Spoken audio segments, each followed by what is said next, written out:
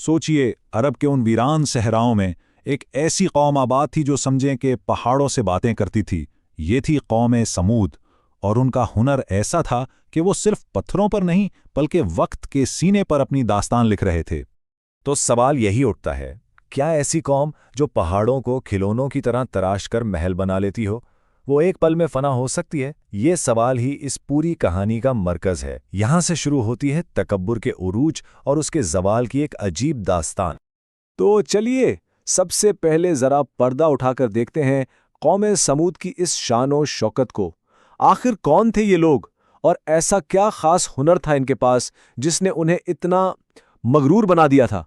देखिए, ये कोई मामूली कबीला नहीं था। जरा तसव्वुर कीजिए, इनके हाथों में इतनी ताकत थी कि वो सख्त से सख्त चट्टानों को बिल्कुल मोम की तरह नरम करके आलीशान महल बना डालते थे।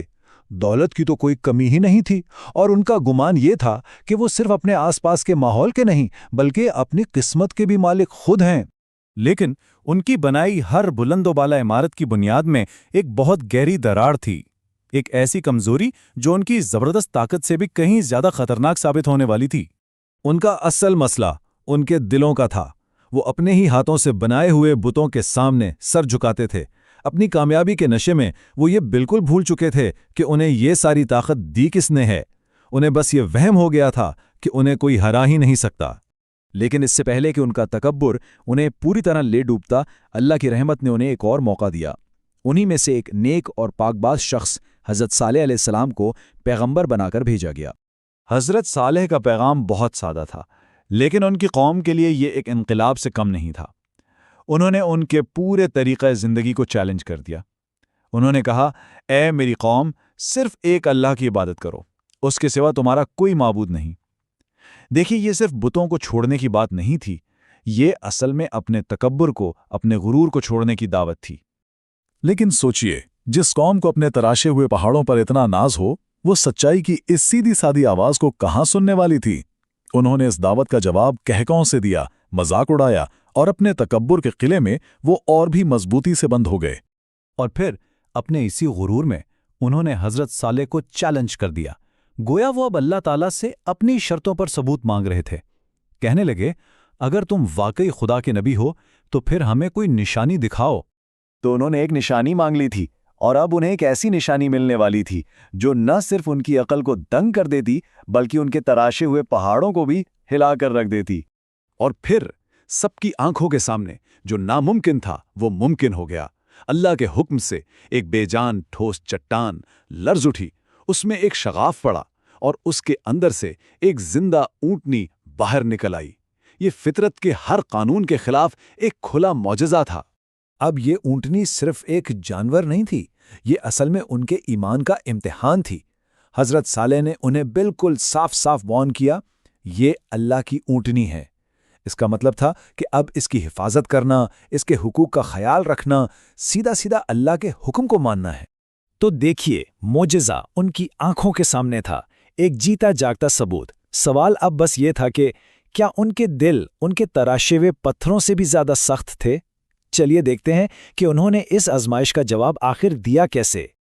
हाँ, कुछ खुशकिस्मत लोग थे जिन्होंने सच्चाई को पहचान लिया और फौरन ईमान ले आए, लेकिन अक्सरियत, उनके दिलों पर गुरूर का पर्दा इतना गहरा था कि ये अजीमुशान मौजज़ा भी उसे हटा नहीं सका।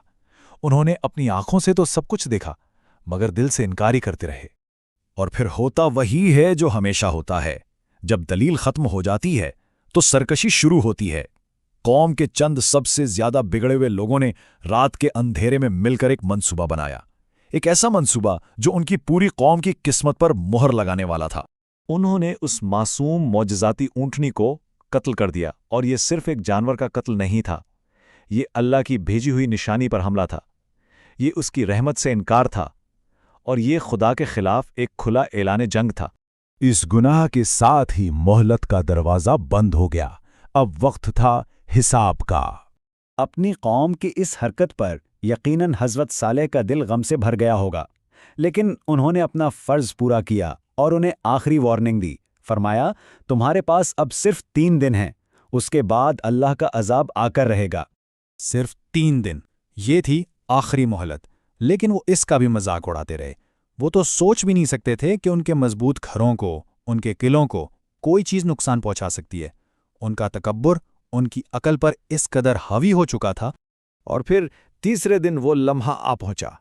आसमान से ऐसी कान फाड़ देने वाली चीख गूंजी, जमीन नीचे से शिद्दत से हिल गई, और बस एक ही पल में वो अजीम कौम अपने ही बनाए हुए घरों में औंधे मुंह गिरी पड़ी थी।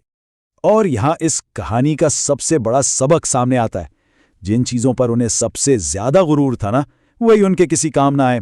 उनके मजबूत घर उनकी कब्रें बन गए, उनकी बेपनाह दौलत मिट्टी में मिल गई, और उनकी सारी ताकत बस हवा हो गई। और इस सब तबाही के बीच सिर्फ वही लोग बचाए गए जिन्होंने अपने दिलों में ईमान को जिंदा रखा था। हजरत सालेह अलैहिस्सलाम और उनके साथी अल्लाह के हुक्म से उस तबाहशुदा बस्ती से बिल्कुल महफूज निकाल लिए गए। कौम थमूद के वो खामोश खंडरात आज भी चीख चीख कर यही सबक देते हैं। ये कहानी हमेशा याद दिलाती रहेगी कि जब इंसान खुदा को भूलकर अपनी ही ताकत की पूजा शुरू कर देता है ना, तो वही ताकत उसकी तबाही की वजह बनती है। असल कामयाबी और हिफाजत सिर्फ और सिर्फ अल्लाह पर ईमान लाने में है। तो अब जब हम अपने दौर के बुलंदो-बाला इमारतों को देखते हैं, अपनी टेक्नोलॉजी और दौलत को देखते हैं, तो ये कहानी हमसे एक सवाल करती है, कहीं हम भी तो किसी गुरूर में मुब्तला नहीं हो रहे? कहीं हमारे अपने बनाए हुए बुत, चाहे वो टेक्नोलॉजी हो, पैसा हो या ताकत, कहीं ये सब हमें असल हकीकत से दूर तो नहीं कर रहे? ये एक ऐसा सवाल है जिसका जवाब तारीख नहीं, बल्कि हर एक को अपने अंदर तलाश करना है।